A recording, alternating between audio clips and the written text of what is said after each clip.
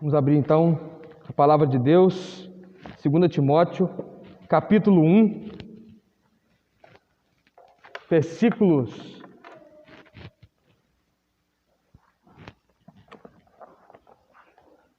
15 ao 18. Estamos mais uma vez em mais uma abordagem da palavra de Deus, onde nós vamos aqui estar dando continuidade aos nossos estudos em 2 Timóteo. Nós podemos, assim, ficar de pé e ler a palavra de Deus. Aqueles que nos acompanham por nossas mídias, agora passamos a ter os nossos vídeos e assim desejamos abençoar a vida de cada irmão que nos acompanha, que Deus possa estar abençoando a vida de cada um dos nossos ouvintes. Oro para que a palavra de Deus alcance cada coração, alcançando o perdido, edificando o salvo, fortalecendo a fé dos irmãos.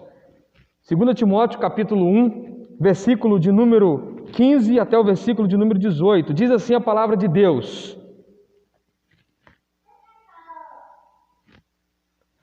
Bem sabes que todos os que estão na província da Ásia me abandonaram, até mesmo Fígelo e Hermógenes.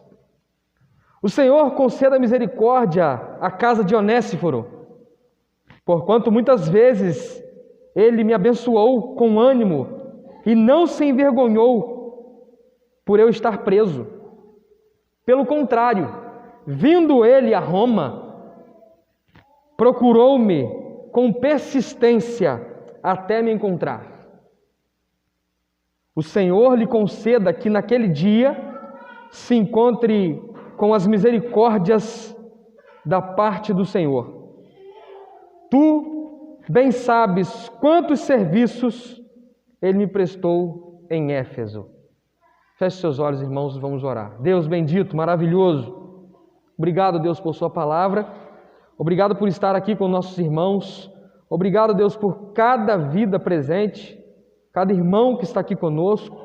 Abençoe nossas crianças, abençoe cada coração. Firme, Deus, nossa fé. Edifique-nos, ó Deus, com sua palavra. Fortaleça-nos, ó Deus, em nome de Jesus. Dê-nos entendimento para que possamos crescer na graça e no conhecimento do Senhor, ó Deus. Fale aos nossos corações, por graça e por misericórdia, apesar desse servo que te fala, em nome de Jesus. Amém e amém. Dá licença, irmãos, para retirar da minha máscara.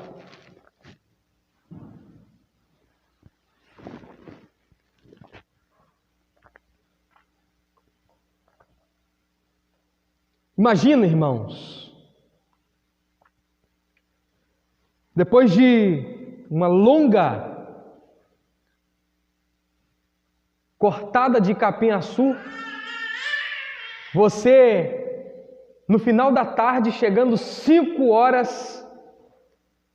olhar para trás e ver ainda uma montanha de capim para moer e fazer a sua silagem, e você completamente sem condições de terminar aquela tarefa ainda naquele dia, mas de repente chega um amigo e ele começa a tampar junto. Você seria animado por essa chegada desse amigo ou não? Imagine também comigo uma laranjeira. Imagina, irmão Zé, imagina, irmão Jacinei, aquela laranjeira com as folhas já começando a se murchar, a terra bem seca à sua volta, empoeirada, ela está então, e aí você chega com um regador e rega aquela laranjeira, molha a terra à sua volta, e então aquela laranjeira, ela quase que te fala através das suas folhas. recebendo esperança, recebendo vida, renovo, através daquela irrigação que recebeu. Imagine você, uma pessoa debaixo de um viaduto, de uma ponte, sem moradia, sem vestimentos adequados, com frio, com fome, perdida, sem nenhuma perspectiva. E então chega alguém com algumas mudas de roupa, então chega alguém com um prato de comida, uma quentinha, chega alguém com uma cesta básica e chega alguém com um convite: eu tenho um lugar para você morar. Aquela pessoa então recebe esperança, condições de recomeçar e fortalecimento para dar o próximo passo. Imagine então, e aí já no contexto imediato da carta que Paulo está escrevendo a Timóteo, Timóteo preso, Timóteo abandonado, Paulo preso, abandonado, desesperançoso, talvez de convivência, mas não da fé, sem condições de poder continuar a sua obra missionária. Imagine então, nessas condições de um prisioneiro, nessas condições de alguém que está numa cela que é, na verdade, masmorra, úmida, fria e sem lugar para se deitar, sem cama.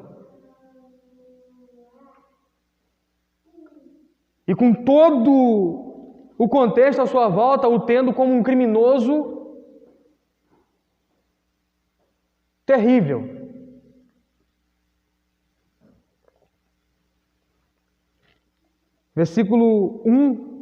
Capítulo 1, versículo 8, vai nos dar essa informação de que ele está preso. Portanto, não te envergonhes do testemunho do nosso Senhor, nem de mim, que sou prisioneiro. Ele nos fornece a informação de que ele está sozinho, abandonado, ainda na perícope que a gente leu, nos versículos que a gente leu no capítulo 1, versículo 15, ele já mostra esse abandono que ele sofre, mas no capítulo 4, versículo 16, ele também vai dizer: ninguém me assistiu na minha primeira defesa. Antes, todos me desampararam. Ele está sozinho, sem suas companhias de ministério, a começar por Timóteo, que está longe dele, a começar por Príscila e Áquila, que acompanharam ele nesse período que antecedeu o incêndio de Roma e a acusação do apóstolo Paulo como incendiário. Ele está solitário, irmãos. Capítulo 4, versículo 9, vai nos dizer: procura vir ter comigo depressa. É alguém que anseia ter uma companhia, um auxílio. É alguém que deseja muito que chegue como que naquela terra a água chegou e revigorou aquela planta.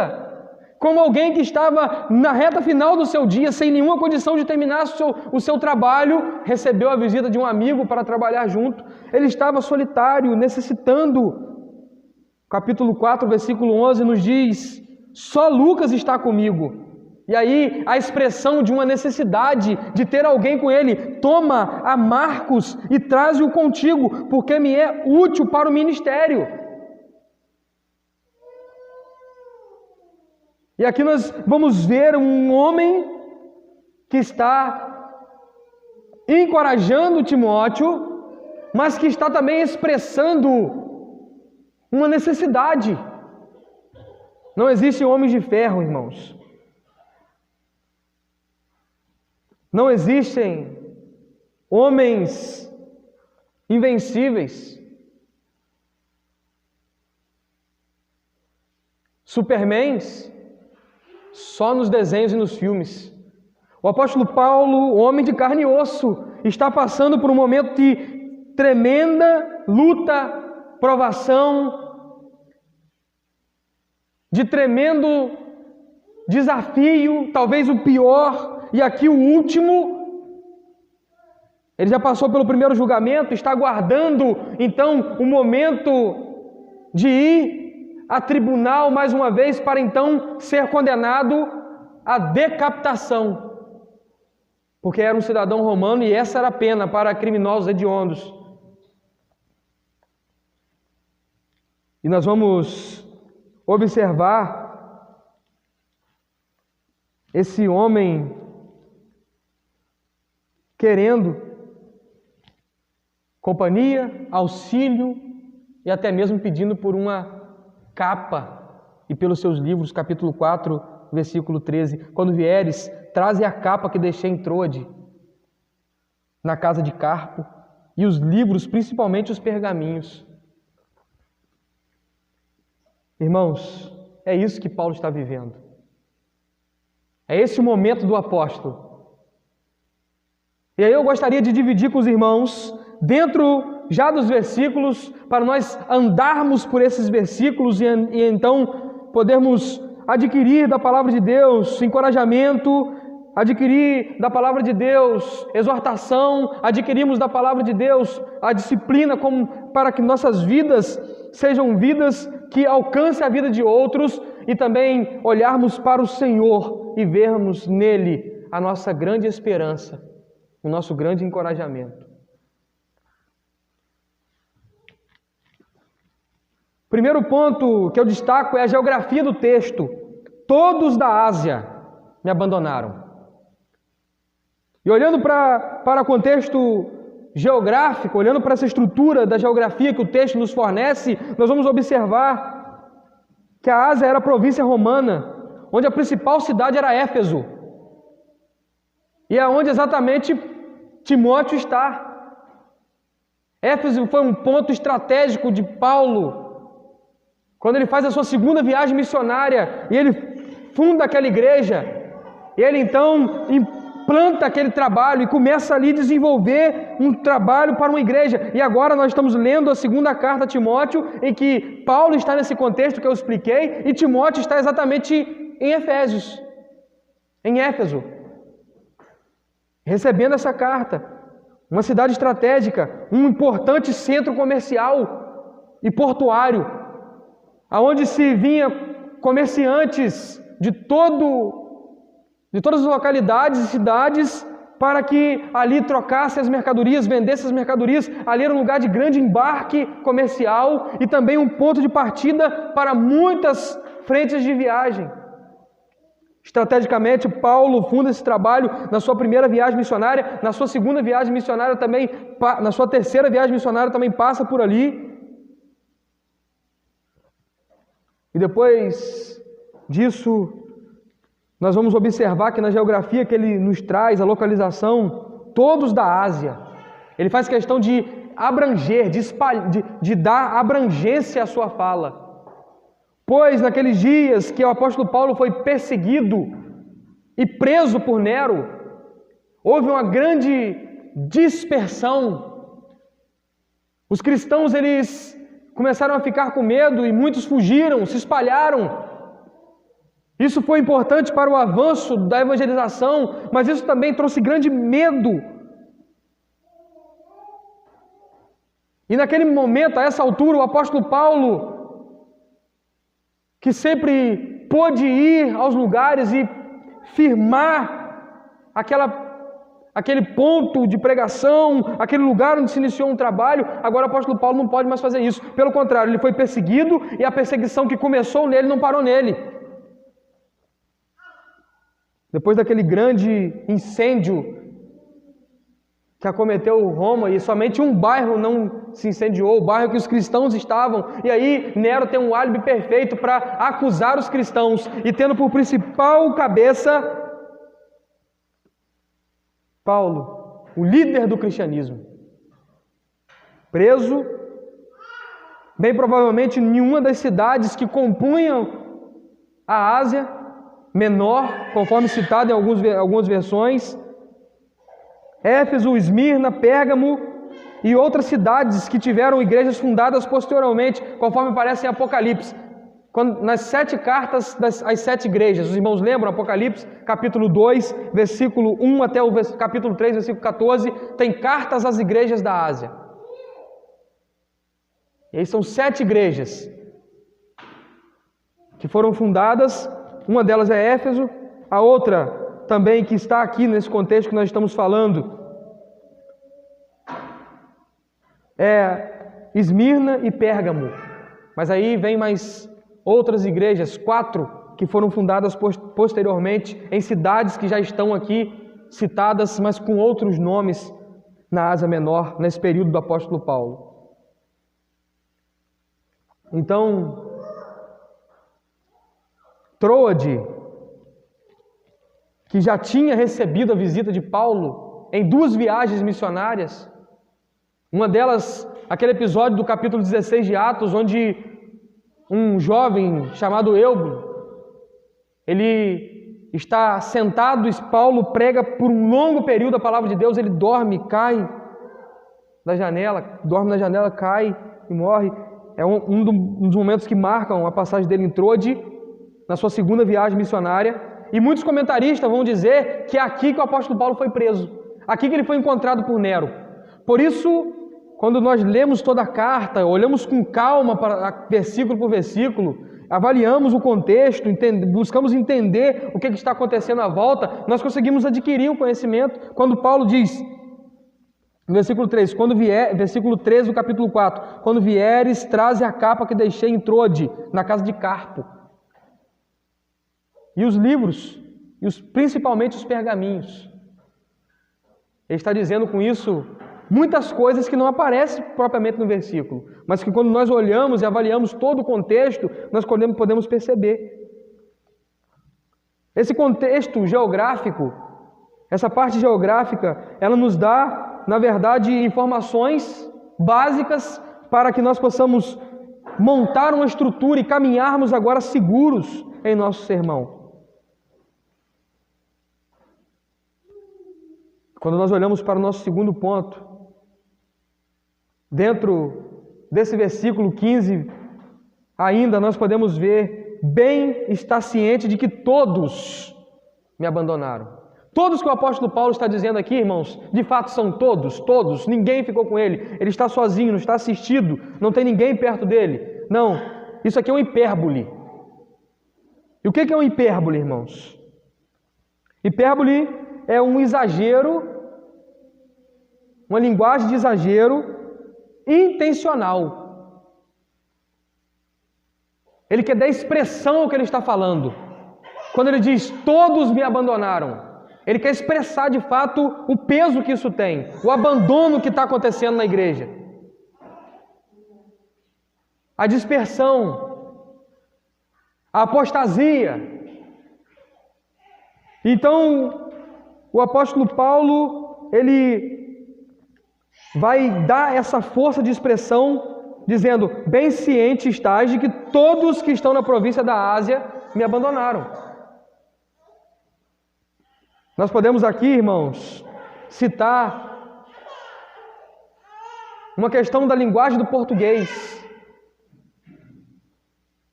uma expressão hipérbole, para dar entendimento àquilo que o apóstolo está querendo dizer, ao peso, à abrangência que o apóstolo está querendo trazer para nós.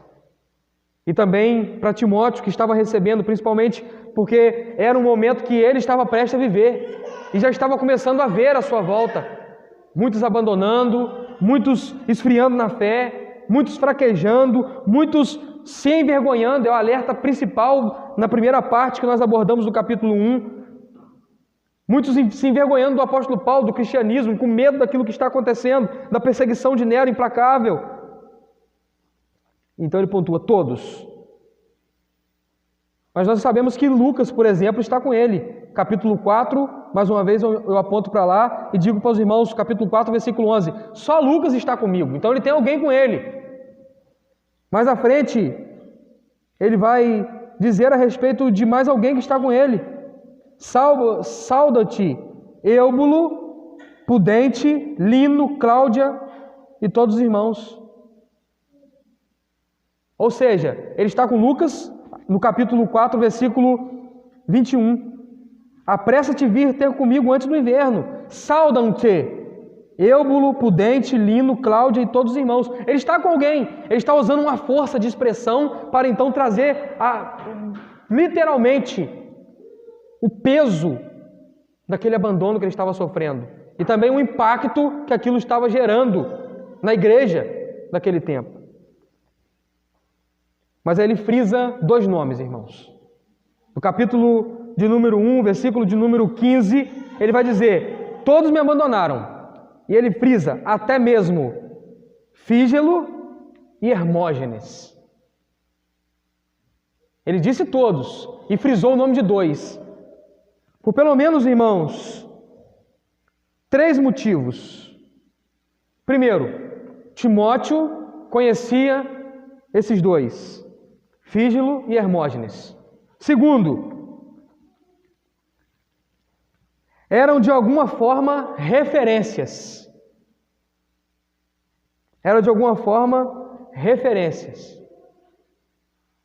Os cristãos que estavam em Éfeso iam ter acesso a essa carta que chegou a Timóteo, mas que traz encorajamento para ele na prática ministerial com a igreja.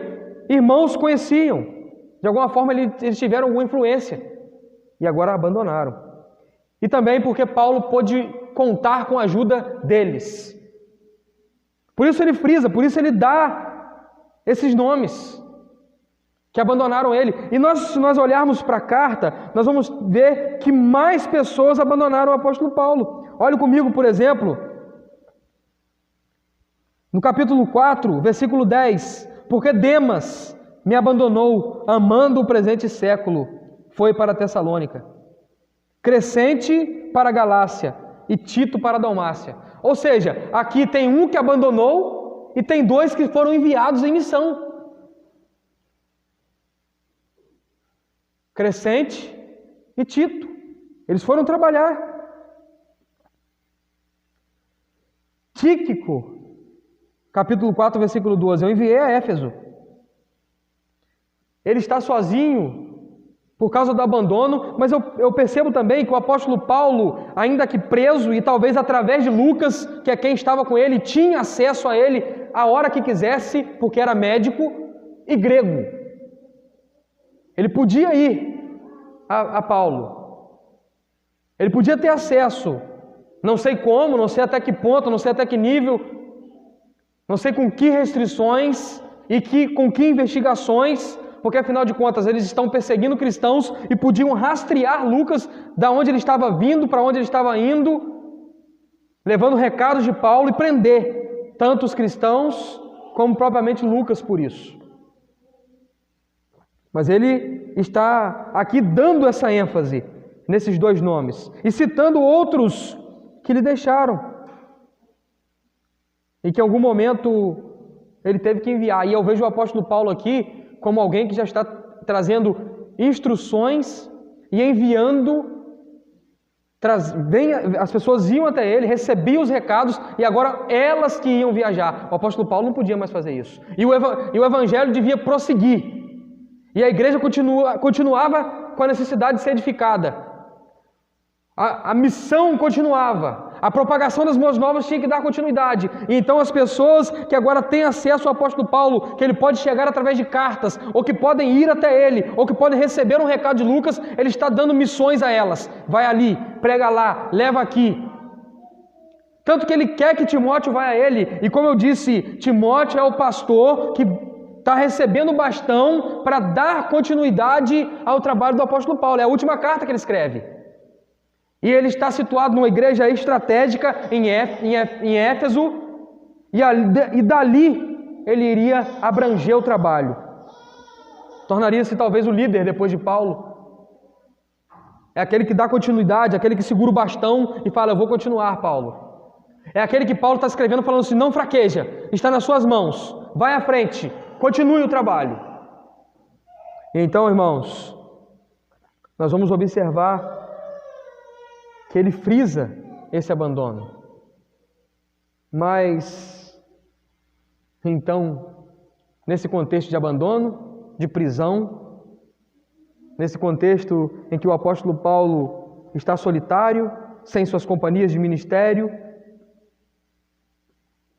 sentindo-se abandonado, não sou eu que forço o texto e a Bíblia para falar sobre isso do apóstolo Paulo. O apóstolo Paulo é carne e osso, irmãos. O apóstolo Paulo é carne e osso. Quando a gente vai falar sobre os sofrimentos do apóstolo Paulo, a gente tem ele como se fosse de fato um homem invencível, de carne e osso. E ele mesmo vai dizer: ninguém me assistiu na minha primeira defesa, antes todos me abandonaram. Capítulo 4, versículo 16. Ele está expressando esse sentimento. E agora ele está expressando, é o ponto 3, é o terceiro ponto que eu quero ver com os irmãos, aqui nesse texto que nós lemos, no capítulo 16 até o capítulo 18, ele vai falar sobre uma visita que ele recebe nesse período que ele está preso em Roma. E com aquilo que ele expressa lá no capítulo 4, versículo 16, e com aquilo que ele está narrando e falando sobre Onésiforo,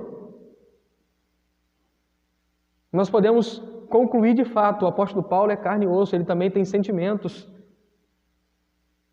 ele também sofreu.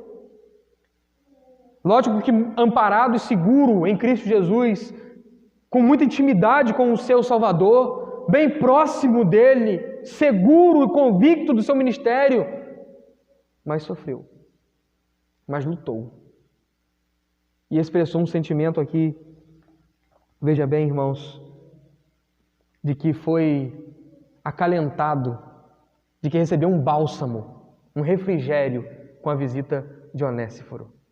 Ele narra assim: o Senhor conceda misericórdia, versículo 16 do capítulo 1, à casa de Onésiforo, porquanto muitas vezes ele me abençoou com ânimo e não se envergonhou por eu estar preso. Quero parar aqui nesse versículo, irmãos, e olhar alguns pontos importantes com os irmãos. Primeiro, me abençoou com ânimo. Tem hora que você desanima, irmãos. Tem hora que pastor desanima. Se ele está dizendo me abençoou com ânimo, é porque em algum momento ele esteve desanimado. E a visita de Onésiforo foi crucial para lhe animar, para lhe revigorar, para lhe consolar, para ser bálsamo de Deus, para fortalecer Paulo nas suas cadeias. Então, irmãos, olha bem, ele me abençoou com ânimo. E olha aqui, mais uma vez, aparecendo a palavra envergonhar. É tema da primeira parte do capítulo 1, versículo 1 até o versículo 14. Não se envergonhe, participe. E agora aqui ele está dizendo, ele não se envergonhou por eu estar preso. Pastor, às vezes, se sente solitário, abandonado e desanimado. E precisa de ânimo. Isso vem da Bíblia, isso vem de Cristo.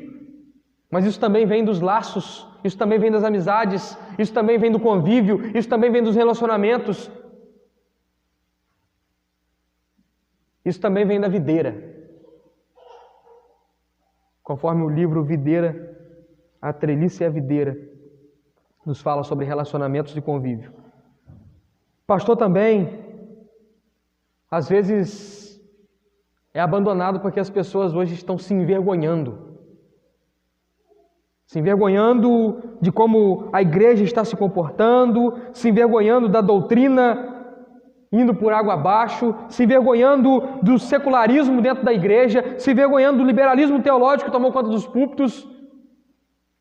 E aí o pastor que está pregando sério, que está seguindo a sã doutrina, ele às vezes passa por momentos de ser taxado como alguém que está destoando demais. E as pessoas começam a se envergonhar. Esse pastor é antiquado, esse pastor está pregando muito duro.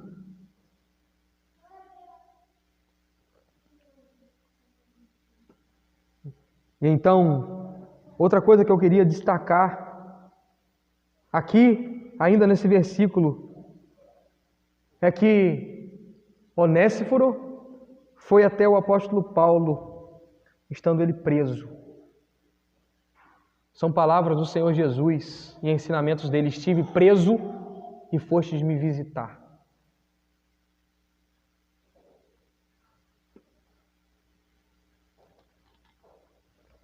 Onéforo é um refrigério do Senhor para o apóstolo Paulo.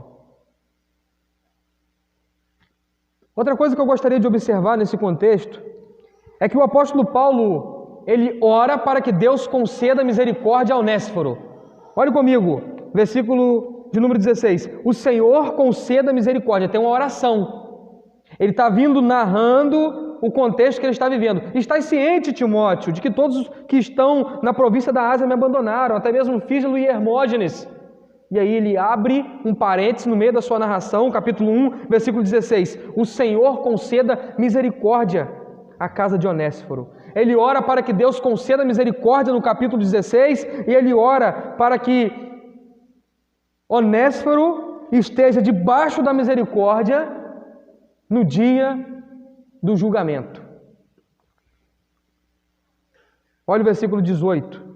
Primeiro o versículo 16, o Senhor conceda misericórdia, e depois o versículo 18, está dizendo assim: o Senhor lhe conceda misericórdia que, vírgula, naquele grande dia, ou no grande dia, ou naquele dia, ele se encontre com as misericórdias da parte do Senhor. Talvez se não estivesse no contexto a questão de citar ser abandonado, a questão de citar estar sozinho, não fazia sentido o apóstolo Paulo orar para que Deus concedesse misericórdia e depois orar para que Deus estivesse guardando ele na misericórdia. Ou seja, que ele não tenha se desviado, que ele não tenha abandonado, que ele não tenha desistido, que ele não tenha fugido,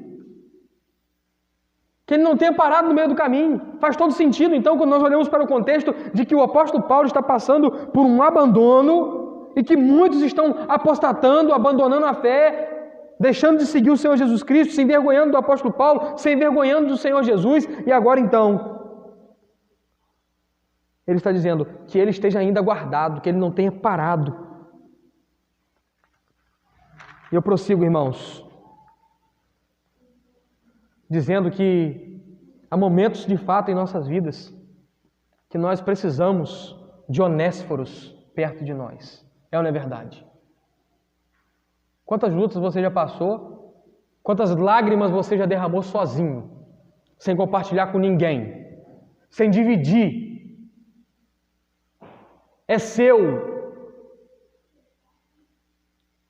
Olha, irmãos, como que nós precisamos, de fato, de Onéforos e Onéferas perto de nós. Em momentos de lutas, de provação, Onéforo é bálsamo de Deus em nossas vidas, nos momentos de luta e de provação. Onéforo foi um bálsamo do Senhor para o apóstolo Paulo no momento de luta e de provação. E nós precisamos contar com Onéforos. E a pergunta é: nós podemos contar? Nós podemos ser Onéforos? O irmão tem que fazer essa pergunta: será que eu posso contar com algum Onéforo aqui da nossa igreja para ser um bálsamo de Deus na minha vida nos meus momentos de provação? E o irmão também tem que se perguntar: eu posso ser? Será que eu tenho condições, eu estou assumindo o meu papel de ser Onéforo na vida de alguém em momentos de provação? Irmão, nós precisamos observar esse contexto. Nós precisamos olhar para essa estrutura que Paulo está dando na vida, com a vida de Onéspero e aprender 2 ensinos aqui. Primeiro, Onéspero está praticando o que a Bíblia e o que o Senhor ensina. Preste atenção, Onéspero está praticando o que a Bíblia e o Senhor ensinam. Eu vou te mostrar isso com muitos versículos da Palavra de Deus agora. Fique com a sua Bíblia em punho. Fique com essa Bíblia em punho aí. Pega a sua Bíblia aí. Deuteronômio capítulo 15, versículo 11. O Antigo Testamento falando sobre isso, irmãos. E nos ensinando. A Bíblia nos ensinando. Como toda a Bíblia nos ensina isso. Abra sua Bíblia. Agora vamos andar pela Bíblia. É a hora do esgrima bíblico na pregação.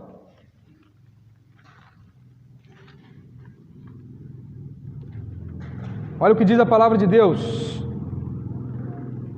Deuteronômio capítulo 15, versículo 11.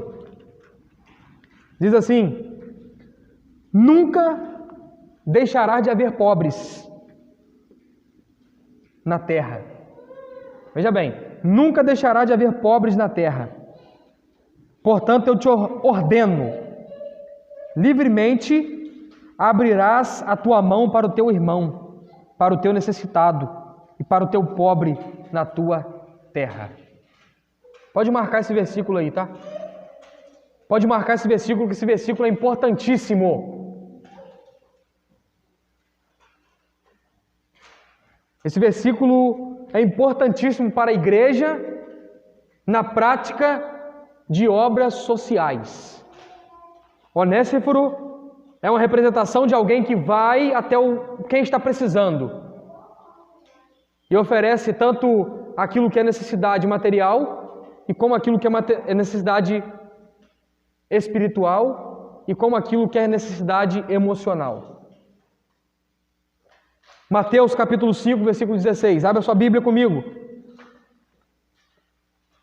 Mateus capítulo 5, versículo 16.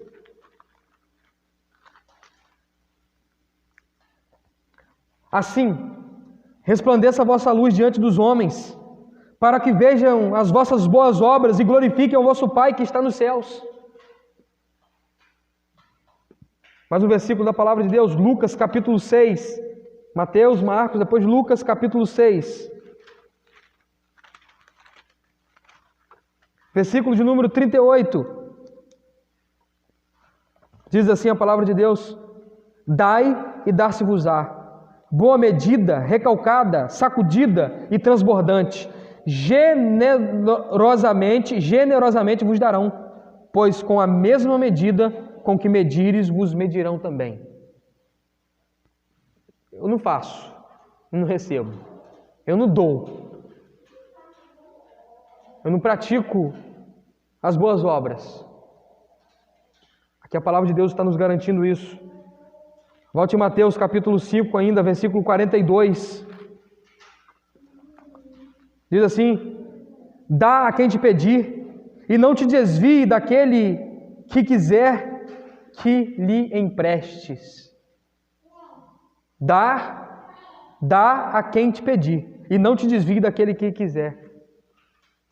Onésporos são pessoas que dão de forma voluntária, que participam da aflição, que contribuem, que ajudam, que estendem a mão.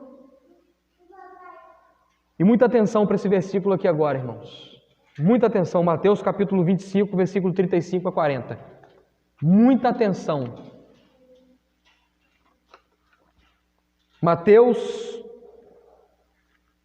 capítulo 25, versículo 35 ao 40.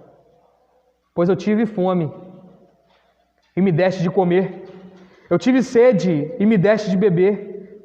Eu era forasteiro e me hospedastes. Eu estava nu e me vestistes. Eu estive enfermo e me visitastes. Eu estive preso e foste me ver. E então perguntarão os justos. Senhor, quando te vimos com fome e te demos de comer, ou com sede e te demos de beber? E quando te vimos forasteiro e te hospedamos, ou nu e te vestimos? E quando te vimos enfermo ou preso e fomos ver-te? Ao que lhe responderá o rei: em verdade vos digo, que quando fizestes a um destes meus pequeninos irmãos, a mim o fizestes. Você conseguiu prestar atenção no que Onésiforo está fazendo e no que o Senhor Jesus Cristo disse? Você conseguiu linkar Paulo preso e Onésiforo o visitando, o assistindo, o abençoando? Irmãos, nós precisamos, irmãos, estar atento a isso que o Senhor Jesus Cristo está falando. Isso é muito sério. Porque às vezes você está na sua casa, esperando que alguém bata lá, com cabelos grandes, vestidos brancos, para que você possa estar então fazendo ao Senhor. E está batendo na sua porta um mendigo, um necessitado, um pobre, alguém que tem fome. Tem alguém no hospital, internado, para você visitar. Abrindo um parêntese, tirando do contexto de pandemia, qual foi a vez que você foi no hospital, ou qual foi a última vez que você foi ao hospital visitar alguém? Quando você foi na cadeia fazer uma visita? Nós temos aqui, perto da gente, um centro de reabilitação para menores infratores, Degase.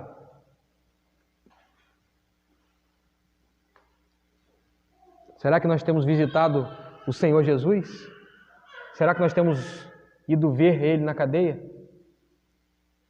Quando fizeste a um desses pequeninos. A palavra de Deus nos ensina na prática isso, irmãos. E o próprio apóstolo Paulo está ensinando a igreja e mostrando a igreja praticando isso. Gálatas, abre aí. Gálatas, carta do apóstolo Paulo aos Gálatas, capítulo 6, versículo 2.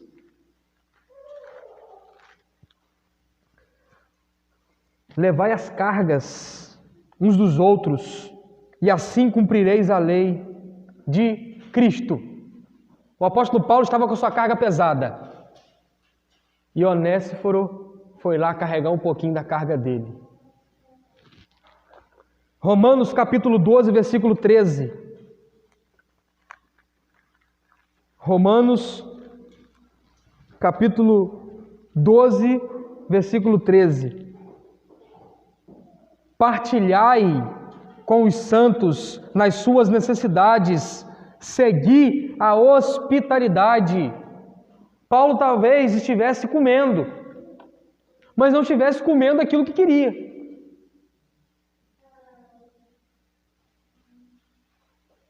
Paulo certamente estava precisando de assistência espiritual, alguém que orasse com ele. Assistência emocional, alguém que conversasse com ele e compartilhasse de suas necessidades, de suas lágrimas. Mas no versículo da palavra de Deus, Filipenses capítulo 2, versículo 4, foi lido aqui hoje, carta de Paulo aos Filipenses, e eu vou frisar mais uma vez nessa carta, Filipenses capítulo 2, versículo 4.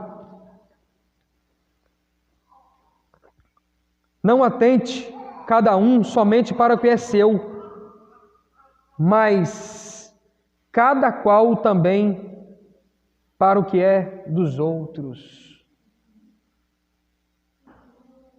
Olha bem, eu não posso me atentar só a mim, só ao que é minha causa, minha necessidade, ao que eu tenho, mas também para os dos outros. As necessidades também entram nesse contexto. Qual é a necessidade do seu próximo? O que é que ele precisa? E eu estou orando para que o nosso trabalho, chamado Dorcas, criado pelo Ministério com Mulheres, vá à frente, prospere, desenvolva, ajude meninas que estão se engravidando precocemente, dando assistência física, assistência material, emocional, espiritual, indo até elas, aconselhando, conversando. Nós temos feito isso, já assistimos algumas, mas eu oro para que apareça, para que nossas irmãs tenham mais e mais oportunidade de fazer isso e façam, cumprindo o papel de mulheres que aconselham, que andam do lado, que oferecem o ombro, que dão a mão, que levam ajuda material. E os irmãos estejam orando por essa causa também. E aqui eu olho para o que vai além do material, irmãos. As necessidades, elas são completas, amplas e precisam ser assistidas. Romanos capítulo 15. Vamos ler mais esse versículo aqui da palavra de Deus. Que coisa boa. É hora de andar na Bíblia, passear na Bíblia. Romanos capítulo 15, versículo 1. Mas nós que somos fortes, devemos suportar os fracos. Ou melhor, nós que somos fortes, devemos suportar as fraquezas dos fracos e não agradar a nós mesmos. Sabe aquela questão, eu estou bem, minha vida está fluindo, eu estou indo, eu estou tocando minha vida. O desemprego cresceu, 14 milhões de desempregados, eu estou empregado. A economia vai começar a sofrer. Não está sofrendo ainda não, tá, irmãos? Oremos por isso. Mas minha batida está boa, minha tirada de leite está tranquila, eu estou tocando minha vida, estou cuidando da minha família, eu tenho meu emprego público. Não, eu tenho, e estou seguro daquilo que eu planejei ter. Irmãos, é aqueles que não têm, e aqueles que não se programaram, não é por negligência, aqueles que foram pegos de surpresa, como todo mundo por uma pandemia. E aí? Ele que se vire.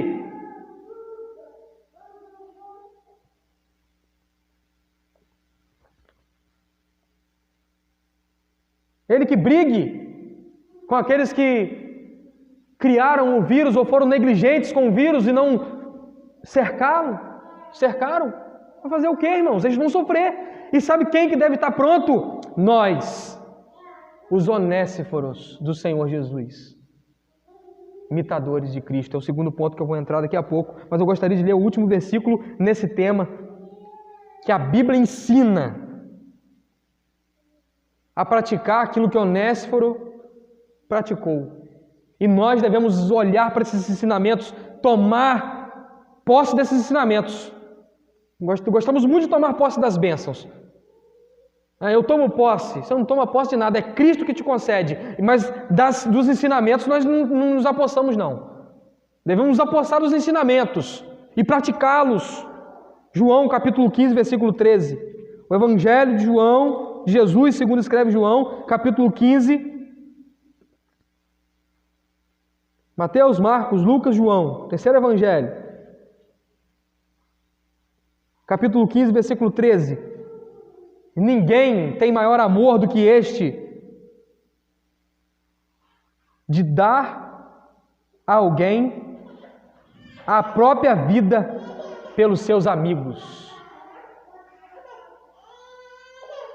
Ninguém tem maior amor do que este, de dar a alguém a própria vida pelos seus amigos. Dar a vida. Onésiphoro talvez estava colocando a sua vida em risco, irmãos. Pense nisso. Paulo preso, vigiado por todos, que Nero tinha colocado para estar atentos e perseguir a igreja e os cristãos daquele tempo. E então Onésiphoro procura por ele diligentemente.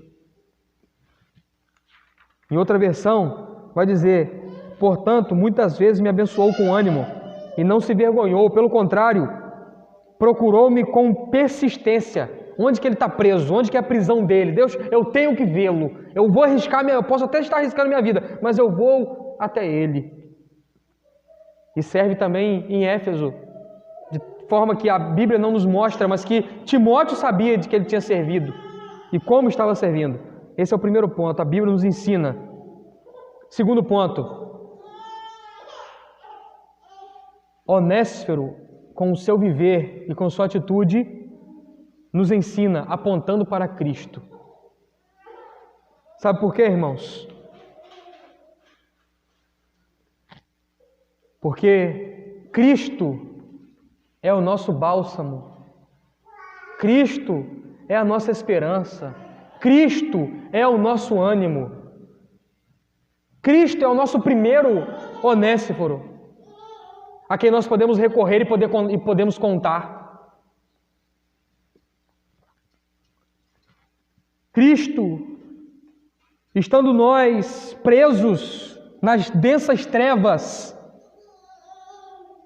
Ele nos libertou. Colossenses capítulo 1, versículo 13 ao 14.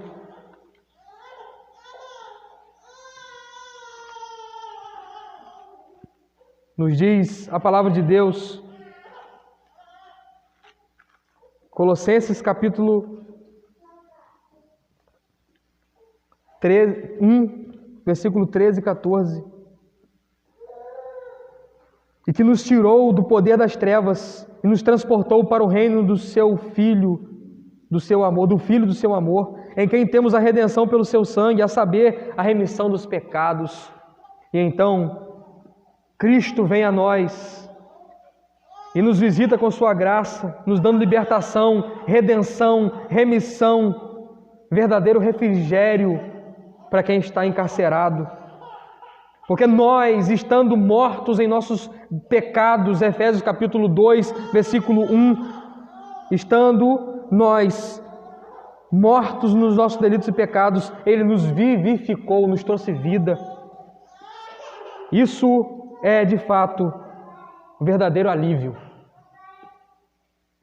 Estar preso nos pecados, estar preso na morte e ser visitado com o alívio da vida eterna. Ele aponta para Cristo, Onéforo aponta para Cristo, nos mostrando que Cristo, estando nós separados de Deus, entregues aos nossos pecados, conforme narra Romanos capítulo 1, condenados à morte eterna, Romanos capítulo 6, 23, porque o salário do pecado é a morte. Separados dele, conforme diz Romanos 3, 23, porque todos pecaram e destituídos e separados estão da glória de Deus, entregues à nossa condenação e entregues a pagar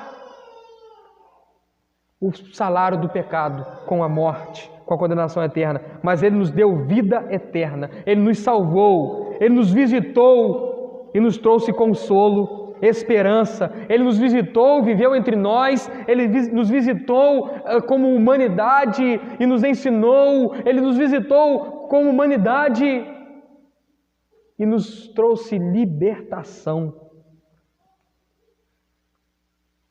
E nos fez nova criatura. 2 Coríntios capítulo 5, 17. Então, irmãos, Onéforo aponta para Cristo, dizendo: olha o que Cristo faz por nós. Com o que Ele faz, Ele aponta para Cristo. E quando nós olhamos para Cristo, nós vemos a tua grande obra que Ele fez por nós. Quero concluir com 4 pontos. Primeiro, nós precisamos de Onéforos em nossas vidas. Segundo, nós podemos e devemos ser Onéforo na vida de alguém, do nosso próximo. Terceiro, Cristo nos ensina a sermos Onéforos. Ele foi o exemplo para Onéforo. Ele é o nosso exemplo. Quarto, Cristo é o nosso maior Onéforo, que nós podemos contar com Ele. Em todos os momentos de luta e de provação que nós passamos, em todo momento de aflição, nós podemos olhar para Cristo. E a minha oração é que nós não venhamos negligenciar o fato de que nós devemos ser Onéforo na vida de alguém. A minha oração é que nós possamos ter e poder contar com Onéforos nos dias de nossas angústias e lutas e provações. E que nós venhamos ter Cristo como nosso grande modelo. Feche seus olhos e vamos orar. Deus, gratos somos por Sua palavra, Senhor. Eu te peço, meu Pai, que o Senhor possa fortalecer as nossas vidas através dessa palavra. Que o Senhor possa nos ensinar, que o Senhor possa nos encorajar, que o Senhor possa nos lapidar na nossa caminhada cristã. E que a Sua palavra seja clara em cada mente, e viva, e poderosa, e venha queimar em cada coração. Em nome de Jesus, ó Deus, alcance com essa palavra muitas vidas, para que elas sejam edificadas, fortalecidas, e que nós possamos propagar Cristo Jesus, a esperança, a salvação, o consolo, o bálsamo, e praticar a fé, assim como Onéforo praticou, e ser um bálsamo do Senhor na vida de alguém, e poder contar com alguém e receber desse bálsamo, em nome de Jesus. Amém e amém.